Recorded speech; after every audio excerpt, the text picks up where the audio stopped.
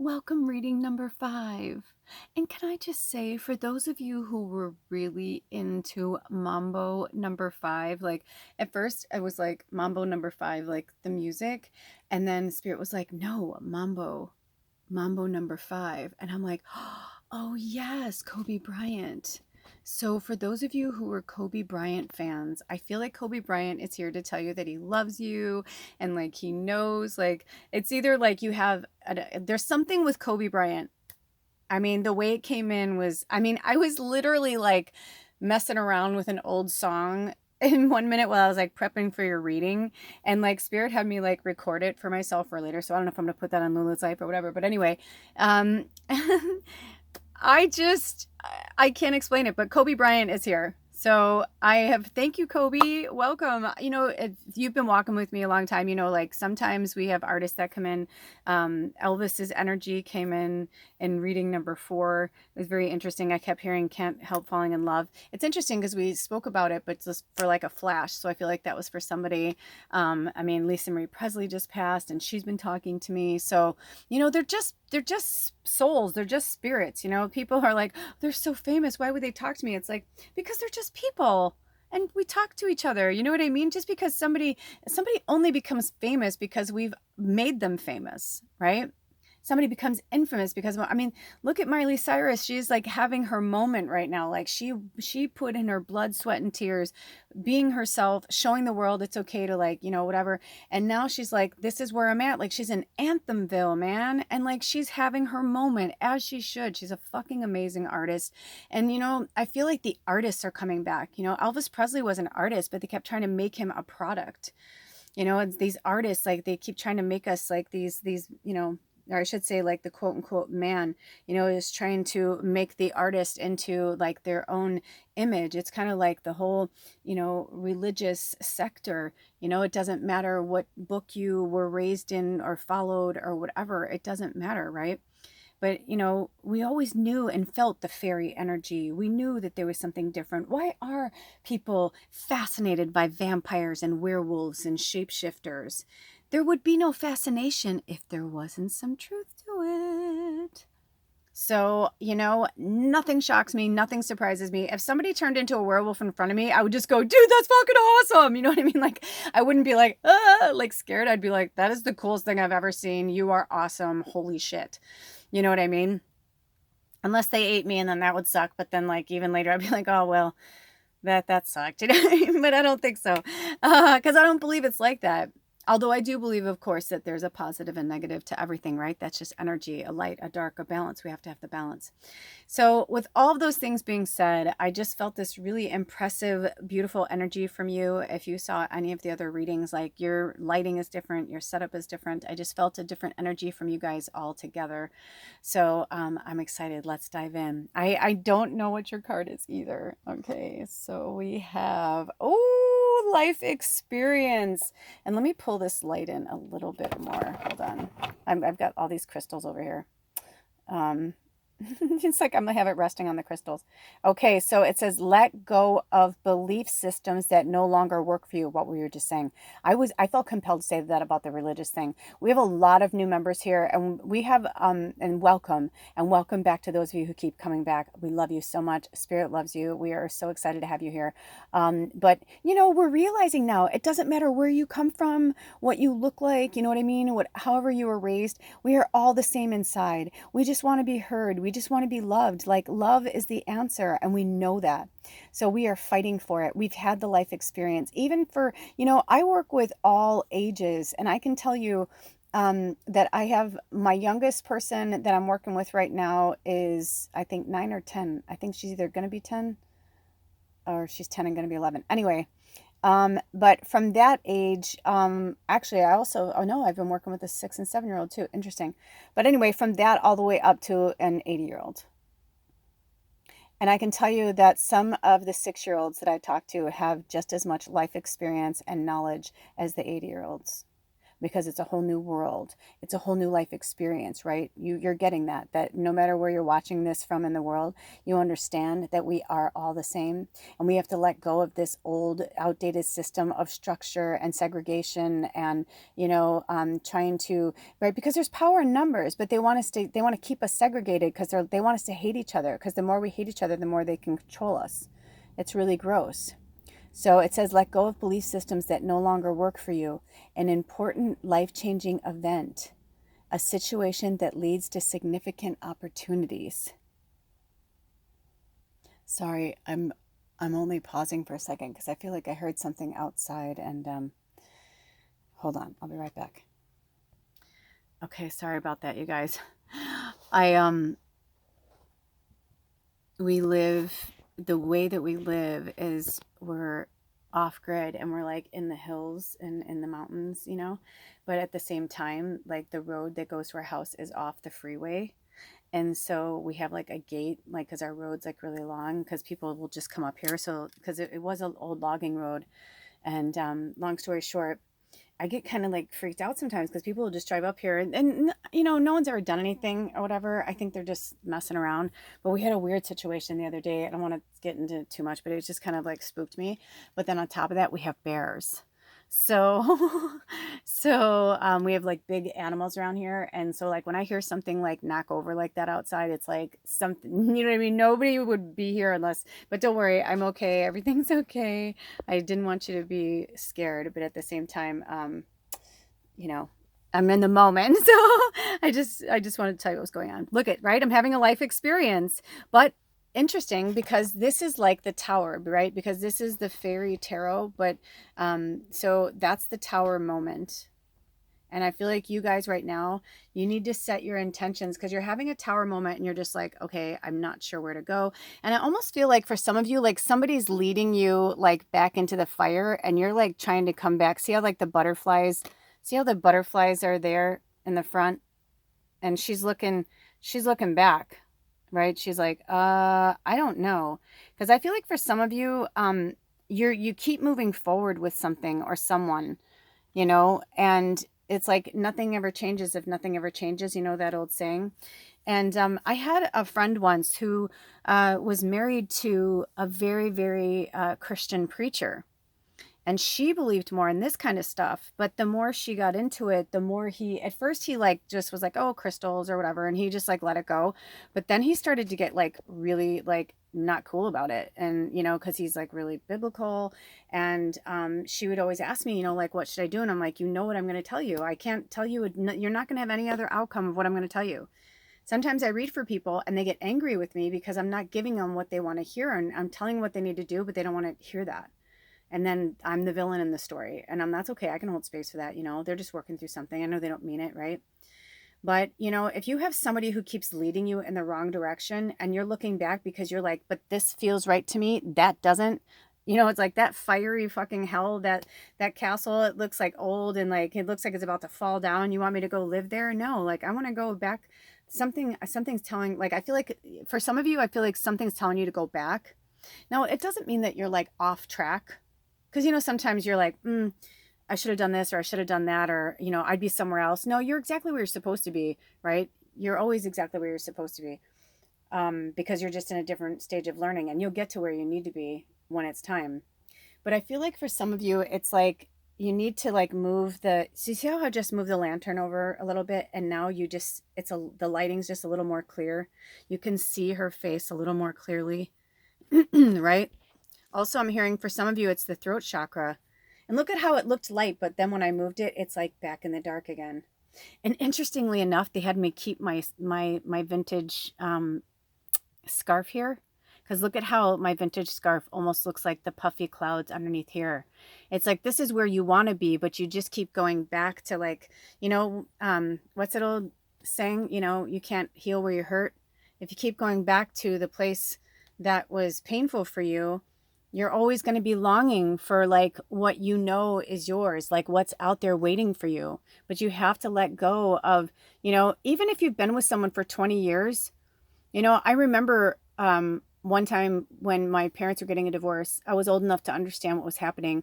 And someone said something to my mom like, um 18 years, like how can you just give up 18 years of a marriage? Like, how can, and she was just like, my mom was just trying to be polite and trying to be polite until finally my mom looked at her and she said, because I'm not giving him another 18 years to beat me. And it was like, she shut that bitch up. You know what I mean? Like that, it was like a church lady who was just like at her, at her, at her. And she was like, no, it was like the more my mom was trying to fight for her freedom and her independence, this was, like the early 80s. It was like the late 70s, early 80s. It was still like, stay with your husband and, you're the problem. You make the change. It's like, no, that's fucking bullshit. My mom's like, so I put in 18 years. Now the irony is my dad ends up, getting sober and all that, but I don't think it would have happened with my mom. Do you know what I mean? It's like, you could be with someone for years and years and years and years and years, but if that's as far as your path is meant to go, that's as far as it's meant to go. And that's family too, because that's life experience.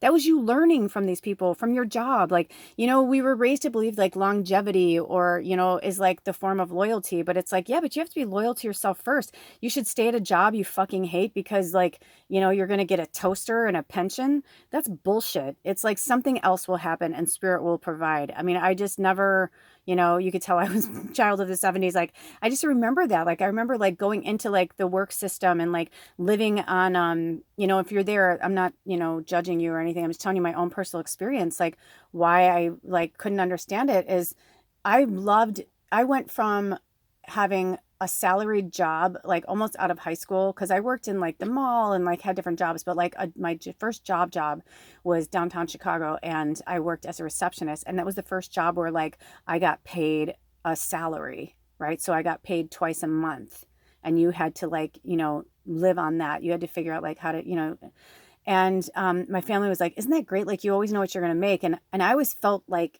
that was a box I was put in like, okay. And I remember I always wanted to get like a part-time job. They're like, why? I'm like, I need more money. Like, I can't just like, like this isn't enough for me to live on by myself, and at that time I remember it was like 1991. It was like a year, not even a full year after I graduated high school. And I was living on my own in a little studio apartment in a shitty neighborhood for $350 a month. And, I, the train station was right there. Like I had like everything like at my fingertips, but I was miserable. I hated that job and I hated that life. And I was like, oh. And then I remember when I was tired of that, I started waiting tables and bartending and I felt freedom like I'd never felt before. And I worked my way through the ranks from like, my first, I helped my dad at his restaurant and stuff, but like my first real job, like outside of my dad was like Outback Steakhouse. So it was like, a formed is like, I was waiting tables and stuff, but it's, I was still like under like a corporate whatever. And then I started to, move up the ranks. And before I knew it, I was making really good money in fine dining. And the best restaurants were the ones that were independent and not a chain of any kind, because that's where you made your money. People would come there and it was normal to spend $100 for dinner, for two people. That was like a normal thing, so I would make sometimes $1,000 a week and work 25 hours. And I remember one time that we were sitting around the table and it was like a holiday party. And now by this time I had worked like 9 to 5 Monday through Friday jobs for a long time. At that point, I think a decade. And I'd worked in television and I'd worked in politics and I'd had all these like very serious jobs, and somebody in my family was basically calling me a loser. They're like, oh, you're a fucking loser. You're like 32, so you're just going to wait tables. That's what you're going to do. I'm like, I don't know what I'm going to do. I'm like, but I'll tell you what. I'm like, I like that I only work 25 hours a week and I can make $1,000 a week cash. And I'd get a check every 2 weeks for $250 because I bartended. At the one restaurant, I bartended and I waited tables. I split up my time. And it's like it would cover my taxes. My checks would cover my taxes and I'd still get paid like a nice little check every few weeks. I was like, I loved it. It was amazing. Now, mind you, I was young and whatever. Now at 51, I don't know if I'd want to do that, but maybe, I don't know. But I just remember I said to them, what are you more angry about? That I have freedom or that I make as much as you? I don't have to work as hard as you. You know what I mean? I was like, which part are you angry about? It was weird. It was like, it wasn't like, good for you, you'll figure it out or whatever. It was just like, I was still a loser because like I wasn't in like the mold of the third dimensional, like, get a job and it was good enough for my father, it was good enough for me, it's good enough for you. It's like, no, life is an experience and it's what you make it. So when you set your intentions over this Aquarian energy, really research the Aquarius energy. Like, who are you? What do you want to do? You know? And 16, whatever that means to you, also it's the number 7 if you add it together. So you can look up angel number 16 or 7. Life, you might be a life path 7 because it's life experience. And how you get your life path number is you add up the days. Like for me, I was born December 13th, 1971 at 7:02 a.m. Right? So then you would do 12, 1, 2, 13, 1, 3, 1971. Like you add all that together and then plus 702, which is 9, and for me, it comes out to the number 7. I know I'm a life path 7. Once you bring it down, you add it all together and then you bring it down to the lowest denominator, where it cannot be devised anymore. It's like the lowest, singular number. And that is your life path number. And for some of you, if it comes down to 13, like that's really powerful, there's just all different things, but research it. I feel like it's really time for you guys, because I feel like, and this person here, yeah, I see it. Like I see their magic, but look I see their dark side too. I feel like whoever this is, boss, friend, family, lover, significant other, this person keeps leading you astray. It's like they don't want you to be happy. And that's fucked up, because you know what? If you really love someone, you want them to be happy. And you deserve to be happy, sweet soul. You deserve to be happy. Beautiful reading 5. You deserve to be happy. So listen, we're going to bring this back in. Let go of old belief systems that no longer work for you. An important life-changing event, a situation that leads to significant opportunities. So Spirit's saying, once you let go of all these old belief systems, and for some of you, I literally see some of you who are wearing a burqa, and if that doesn't feel right to you, take it off. If it feels good to you, keep it on. It's like whatever feels good to you. But I'm literally seeing, somebody who feels like a really heavy patriarchal energy. You don't get to make decisions for yourself. I'm seeing, I'm seeing mutilation of women. I'm so sorry. Like, that's not fucking right. It's like, in what world when they're like, God says so? Well, you know what? I remember when I was a kid, I slowly, like, going through, my mom was very, very Baptist and my father was very Catholic, and both of their families were very right-wing Republican.